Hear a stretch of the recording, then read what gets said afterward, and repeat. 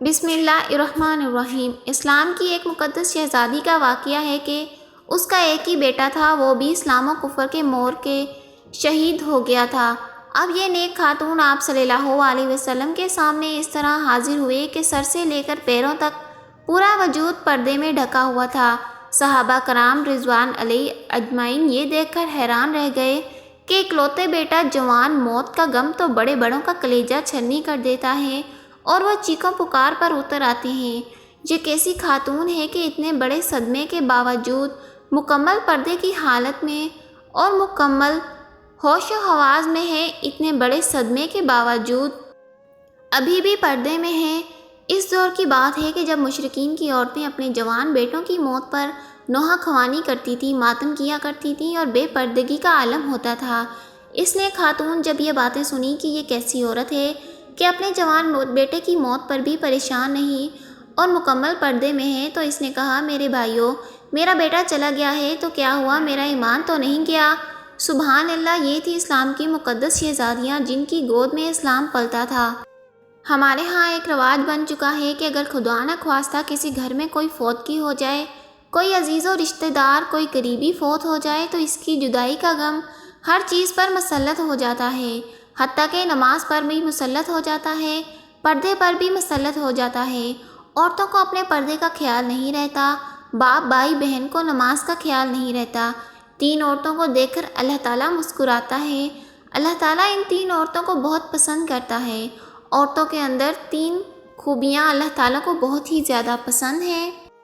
جب پوچھا گیا کہ اے آدم ام المومنین، عورتوں کی کون سی خوبیاں ہیں جو اللہ تعالیٰ کو بہت پسند ہیں، تو فرمایا، نمبر 1، عائشہ صدیقہ رضی اللہ تعالیٰ عنہا نے فرمایا، اے اسلام کی شہزادیوں، عورتوں میں تین خوبیاں اللہ تعالیٰ کو بہت ہی زیادہ پسند ہیں۔ جب پوچھا گیا کہ وہ کون سی خوبیاں ہیں، تو حضرت عائشہ صدیقہ رضی اللہ تعالیٰ عنہا نے فرمایا، پہلی خوبی پردہ ہے۔ پردہ وہ کسی خاتون کی ایسی خوبی ہے جو اللہ تعالیٰ کو بہت ہی زیادہ پسند ہے۔ جب کوئی خاص خوبیاں اللہ کو پسند ہوں تو پھر ظاہر ہے کہ وہ خوبیاں اپنانے والی عورتیں بھی اللہ کو بے حد پسند ہیں۔ فرمایا گیا، اللہ کی پسندیدہ بندی بن جاؤ اور پردے کو اپنا زیور سمجھو۔ آج کل کی عورتیں کہتی ہیں کہ اصل پردہ تو دل کا ہے، بس انسان کا ذہن پاک صاف ہونا چاہیے، صرف دماغ کا پاک صاف ہونا ضروری تو نہیں۔ میں کہتی ہوں کہ ذہن جتنا بھی پاک صاف ہو جائے، لیکن سیدۃ الفاطمہ زہرا رضی اللہ تعالیٰ عنہا سے زیادہ پاک صاف نہیں ہو سکتا۔ پردے کا حکم حضرت فاطمہ رضی اللہ تعالیٰ عنہا کو بھی دیا گیا تھا۔ محترم ناظرین، صحابہ کرام رضوان علیہ اجمعین کے دور میں جب کوئی فوتگی ہو جاتی تھی، ظاہر ہے کہ خاندان والوں کے لیے ایک بہت ہی غم زدہ صورتحال ہوتی تھی، لیکن پھر بھی یہ غم خواتین پردے پر اثر نہیں ڈلتا تھا۔ فوتگی کے دن بھی عورتیں پردے کا خاص خیال کرتی تھیں۔ ہر چیز پر غم مسلط ہو جاتا تھا، لیکن نماز پر مسلط نہیں ہوتا تھا۔ لوگوں کو پتہ ہوتا ہے کہ ابھی نماز کا وقت ہونے والا ہے، اٹھو اور نماز پڑھو۔ میت اکیلی پڑی رہتی ہے، کوئی پرواہ نہیں، لیکن وہ لوگ ہر حال میں نماز پڑھتے ہیں۔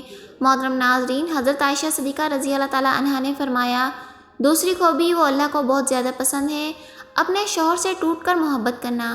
اب ایک عورت کا نکاح کے ذریعے اللہ اور اللہ کے رسول کی رضا کے لیے اپنا ایک اجنبی مرد کے حوالے کر دیتی ہے، جسے وہ جانتی تک نہیں، اسے پہچانتی نہیں، اس کی طبیعت کا پتہ نہیں، اس کے مزاج کا پتہ نہیں، کیا وہ کس طرح کا انسان ہے۔ پھر بھی نکاح کے ذریعے وہ اپنے آپ کو رسول اللہ صلی اللہ علیہ وسلم کی رضا کی خاطر ایک اجنبی مرد کے حوالے کر دیتی ہے۔ پھر اس شخص کی اولاد کو 9 ماہ تک اپنے پیٹ میں رکھتی ہے، طرح طرح کی اذیتیں آتی ہیں اور موت کی کیفیت سے گزر کر اس کی اولاد کو جنم دیتی ہے۔ موت کی اذیت سے آنے کے بعد جب بچہ پیدا ہوتا ہے، پھر جب بچہ پیدا ہو جاتا ہے تو ایک ماں اپنی فکر بالکل ترک کر دیتی ہے، اپنا آپ بھول جاتی ہے اور اس بچے کی تربیت میں مصروف ہو جاتی ہے۔ یہی سوچ اس کے ذہن میں ہوتی ہے کہ یہ جب بچہ بڑا ہوگا، اچھی خدمات سر انجام دے گا، تو کوئی یہ نہیں کہے گا کہ اس کی ماں نے اس کی تربیت اچھی نہیں کی۔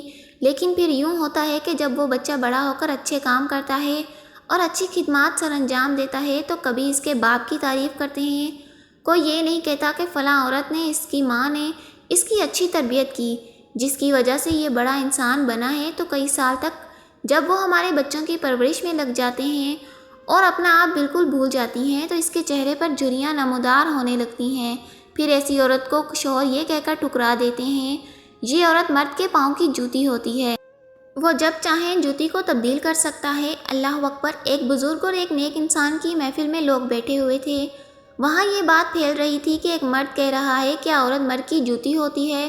مرد کو جہاں بھی اپنے مناسب سائز کی جوتی نظر آئے وہ بدل لے۔ وہاں پر بیٹھے شخص نے، اللہ والے بزرگ نے انسان کی جانب رخ کیا اور اسے دریافت کیا کہ حضرت کیا شخص ٹھیک کہہ رہا ہے؟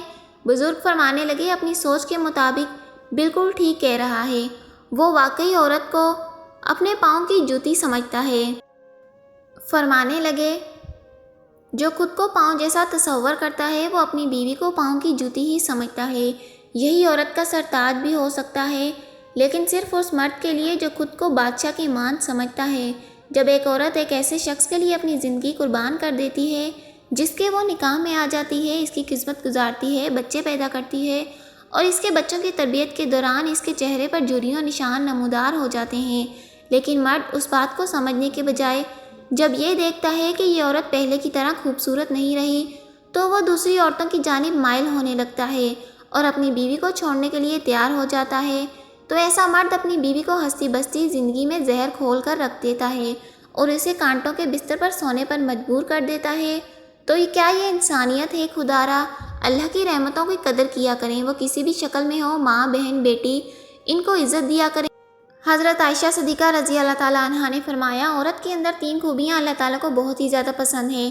جب پوچھا گیا اے ام المومنین عورت کی وہ کون سی خوبیاں ہیں جو اللہ تعالیٰ کو بہت پسند ہیں؟ فرمایا نمبر 1 پردہ، یعنی پردہ کرنے والی عورت اللہ کو بہت پسند ہے۔ نمبر 2 شوہر سے محبت کرنے والی عورت، شوہر سے بے انتہا محبت کرنے والی عورت بھی اللہ پاک کو بہت ہی زیادہ پسند ہے۔ نمبر 3 اللہ کے حضور جھکنے والی عورت، نماز پڑھنے والی عورت، عبادت کرنے والی عورت، قیام، رکوع و سجود کرنے والی عورت، قرآن پاک پڑھنے والی عورت۔ آج کل کی عورتیں کہتی ہیں کہ بچے زیادہ ہیں اس لیے نماز پڑھنے کا وقت ہی نہیں ملتا، اللہ کے حضور جھکنے کا وقت ہی نہیں ملتا۔ تو اے اسلام کی مقدس شہزادی ہو، اے سیدۃ الفاطمہ زہرا رضی اللہ تعالیٰ عنہا کی بابرکت گھرانے کی بات کرتے ہیں۔ جنت کے سرداروں حسنین کرامین کی تربیت بھی ہو رہی ہے، حضرت علی رضی اللہ تعالیٰ عنہ کی خدمت بھی ہو رہی ہے، مہمانوں کو کھانے بھی پیش کیے جا رہے ہیں۔ جب رات ہوتی ہے تو سیدہ فاطمہ الزہرا عنہا سونے کے لیے بستر بچھانے کے بجائے اللہ کے حضور جائے نماز بچھا لیتی ہیں، قیام کرتی ہیں، رکوع کرتی ہیں اور پھر سب سجدے جاتی ہیں۔ تو ایک کے بعد دوسرا سجدہ ابھی مکمل نہیں ہوا تو وہ صبح ہو جاتی ہیں۔ جاہلیت قدیمہ کی طرح جاہلیت جدیدہ میں بھی ایک بار پھر بہنوں کی عزت و ناموس پر خطرات کے بادل منڈرا رہے تھے۔ ان کی عظمتوں سے کھلواڑ کرنے سے سر بازار رسوا کیا جا رہا تھا اور ایک منصوبہ بندی سازش کے تحت انہیں شمع کھانے کی بجائے چراغ محفل بنایا جا رہا تھا۔ کل تک علماء شراب و نوشی، لباس و پوشاک اور رہن سہن کے مغربی ہونے کا شکوہ ہی کر رہے تھے، یہ برقع اور حجاب بھی جدت کی راہ پر چل پڑے ہیں۔